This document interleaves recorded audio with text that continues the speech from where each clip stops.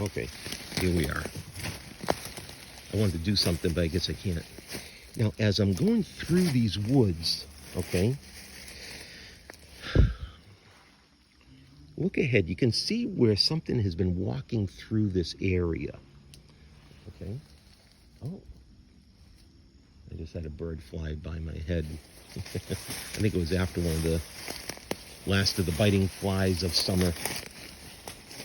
Okay. As I'm walking through here, okay, I'm going to find, and it's very subtle.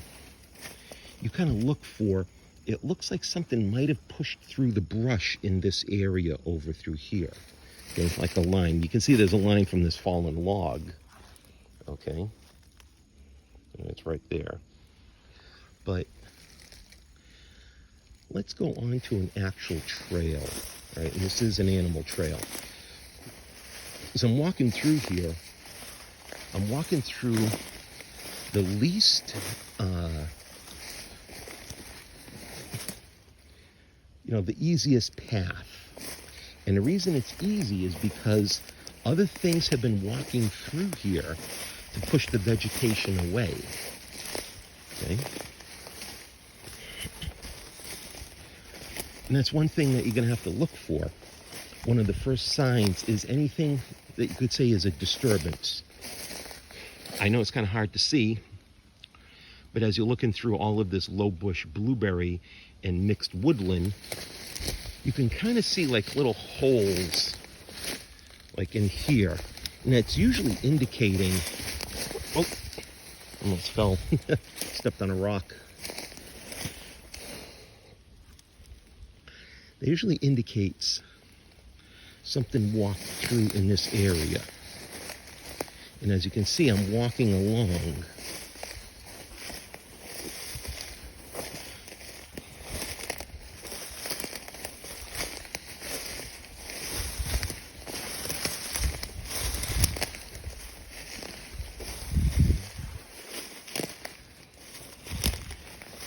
Again, it's hard to tell from the casual observation, but something has walked through here.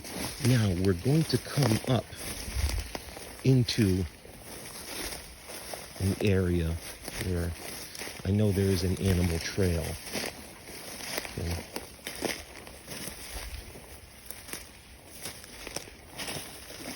Okay. You can see it through here. This is an animal trail. Okay. And it comes over into this swampy area. Well, it's not swampy right now because we haven't had any rain. We've had hardly any rain. So this area that's normally going to be, that's swampy, is actually going to be somewhat dry. We'll be able to walk through this place without too much trouble. Okay. Ugh, can't believe the noise I'm making. Well, I have a little day pack on, and sometimes that can stop your mobility. Now, we know that deer are walking through here, because here's a deer track. You can see it's like an arrowhead-like shape, okay? And it's pointing downwards. So this deer came out of the woods and is going into this,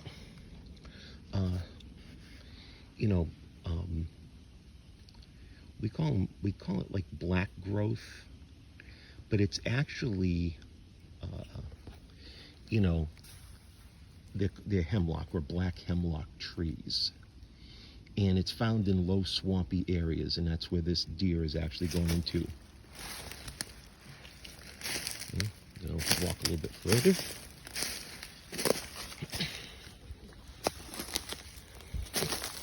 Looking for more sign.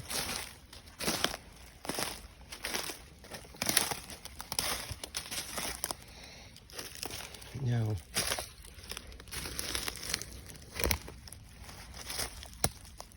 again, you can see where the land is kind of pushed in. It's like a furrow This has been going on for many, many years. And you can look upward here. Now, this is an animal trail or a game trail. Okay? I'm going to kind of walk around it a little bit. I'm going to take care of how I walk. I don't want to end up harming myself. Okay.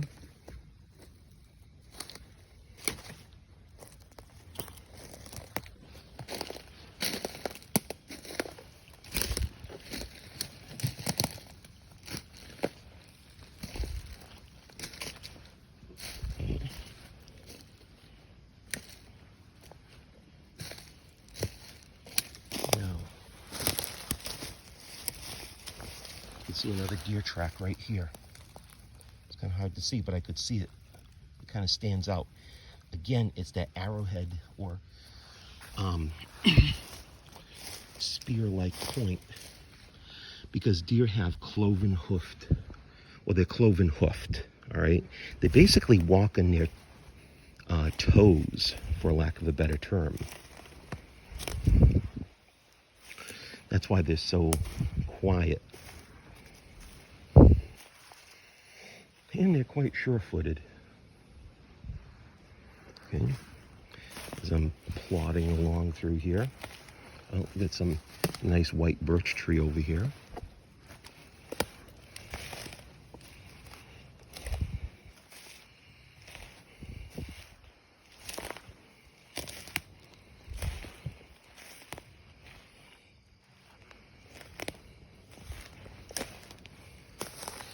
Normally, this is all moss, and normally this has water in it.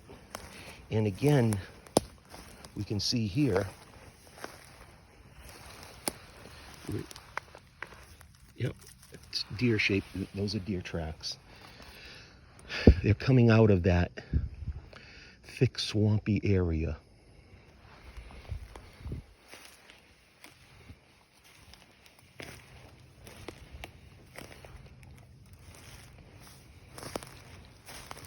And you can see again, right there and right there. Those are the actual tracks. Okay.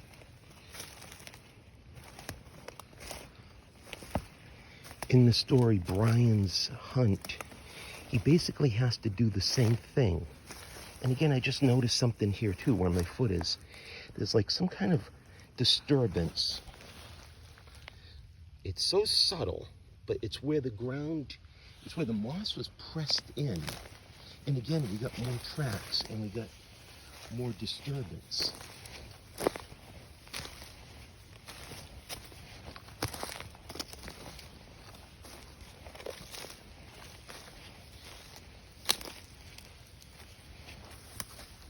But a lot of this is kind of old. Again, I haven't seen anything really, really fresh. But again, all of this land, oh, I just heard a tree creak. You know, when it's windy, you need to be aware of your surroundings. The reason I say that is because you don't want to end up with a tree falling on you. They're called widowmakers. It can happen. It's not that often, but you just can't go around like willy-nilly through the woods, not paying attention to your surroundings. Okay. I wore rubber boots today for a couple of reasons. One, it's relatively soft, so it doesn't make too much noise when you're walking. And two, I wasn't sure if this was, well, actually three reasons. I wasn't sure if this was going to be all that water, you know, like, I wasn't sure about the water situation here. I wasn't sure if there was going to be a lot of water that I would have to contend with. And three, rubber contains scent. Now, you can look over here, there's a hole, but that's not just an ordinary hole. Something made that. Something stepped there to make a hole. And now we know some other sign. Oh, what do we have here?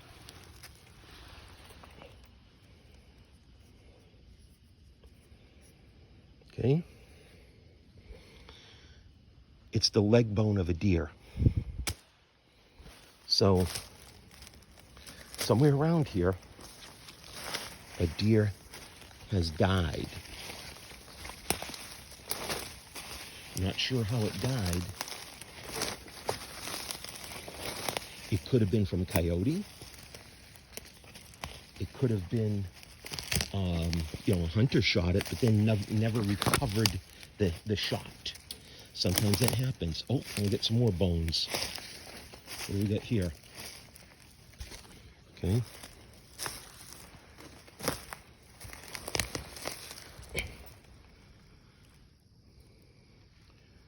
We got a pelvis bone. So in this area around here, we know that a deer died. And this is a relatively small deer. The pelvis bone on a large, would be much bigger if it was like a full-size deer. This is like a small doe. Again, either coyote or it was shot by a hunter and never recovered. Okay. Just gonna put this up in a tree here. After a period of time, the bones will disappear because rodents will basically eat them up. Okay. Let's just poke around here a little bit more. See if we can find anything else. No, I haven't found anything else. But, like I said, oh, wait a minute.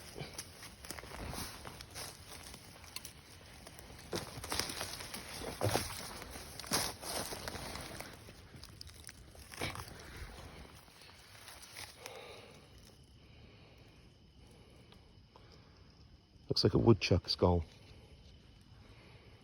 They're around here. So something tells me that in this area here, so I found deer bones and then I found a woodchuck skull. That was pretty big.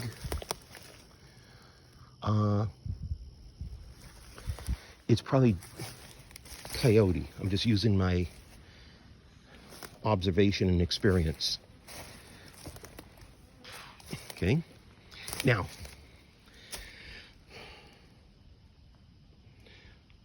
we'll take a break.